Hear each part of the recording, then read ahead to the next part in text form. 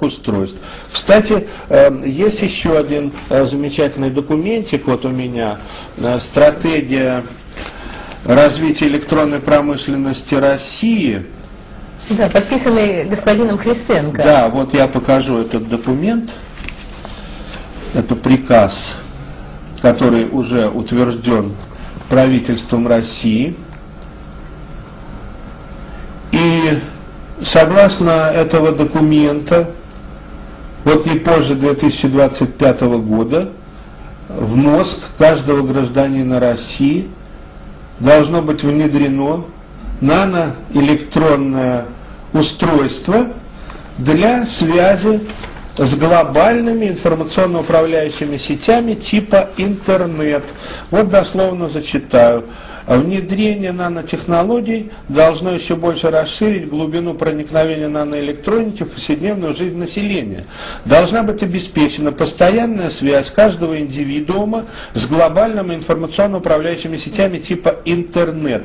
Наноэлектроника будет интегрироваться с биообъектами и обеспечивать непрерывный контроль за поддержанием их жизнедеятельности, улучшением качества жизни и таким образом сокращать социальные расходы государства. Самое главное, сохранять, сокращать социальные расходы государства. Широкое распространение получат встроенные беспроводные наноэлектронные устройства, обеспечивающие постоянный контакт человека с окружающей его интеллектуальной средой, получит распространение средства прямого беспроводного контакта мозга человека с окружающими его предметами, транспортными средствами и другими людьми. Понятно. Вот. Скажите, Валерий Павлович, есть ли глубинное противоречие между попытками установить тотальный контроль, сейчас как раз вы об этом говорили, над человеком и верой в Бога? Но ведь действительно человек сотворил...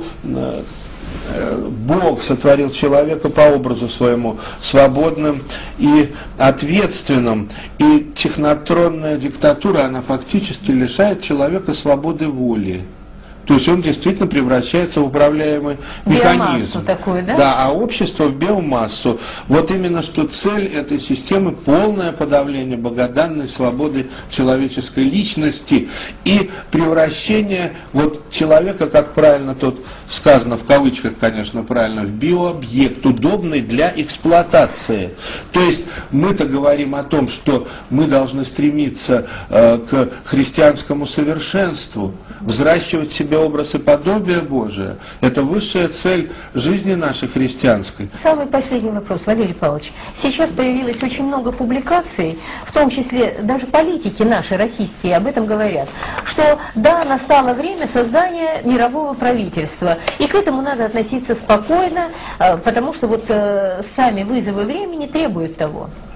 Ну, это мировое правительство будет состоять из людей, которые, как мы видим, явно не симпатизируют ни России, ни русскому народу, ни тем народам коренным, которые населяют нашу обширную родину.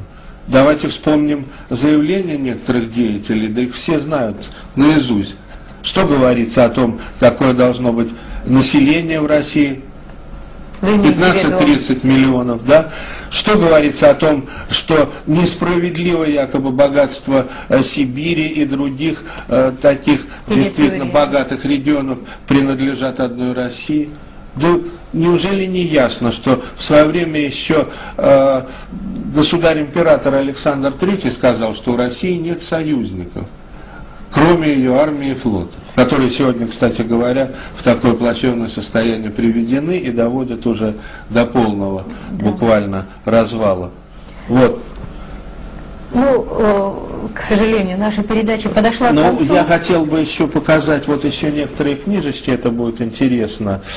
Это вот книга моя «Архипастыри, пастыри и монашествующие Русской Православной Церкви о глобализации и цифровом кодировании людей».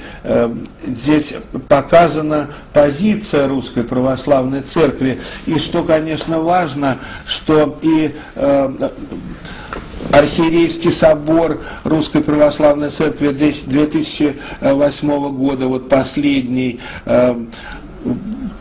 утвердил замечательный документ, итоговый документ «Основы учения церкви о достоинстве, свободе и правах человека», где как раз-то сказано, что недопустим тотальный контроль над человеческой личностью, над ее мировоззрением, недопустимо внедрение вот таких вот электронных устройств вживляемых, постоянно сопровождающих человека или неотделимых от его тела. И вот тем не менее, мне хотелось бы все-таки сказать, Татьяна Степановна, повторить слова вот патриарха Алексия II, которые он сказал, кстати, они на обложке вот этой вот книги, на последней странице обложки приведены вот эти слова, где святейший патриарх Алексий на заседании Парламентской ассамблеи Европы еще в 2007 году сказал, что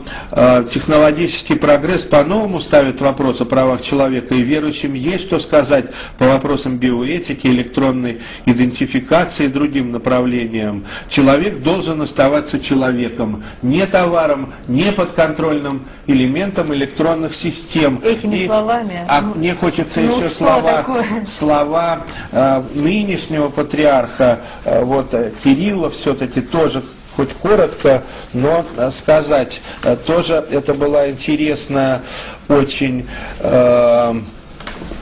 конференция, называлась «Развитие биотехнологий. Вызовы христианской этики», где тогда еще владыка Кирилл, будучи митрополитом Смоленским и Калининградским, заявил, что особую актуальность вопросы биотехнологии приобретают в связи с использованием электронных средств учета населения. Периодически в прессе появляются материалы о возможности вживления универсальных электронных идентификаторов под кожу человека. Так вот, мы считаем, что человек имеет право сказать «нет» электронной идентификации своей личности. Два патриарха конкретно высказались по этому вопросу. Что еще точно говорить? Так же, как говорите вы, цитируя, человек должен оставаться человеком. Спаси Господи. Наша передача закончена. Напоминаю, что вела ее Татьяна Федяева. Сегодня у нас был гостем Валерий Павлович Филиппов.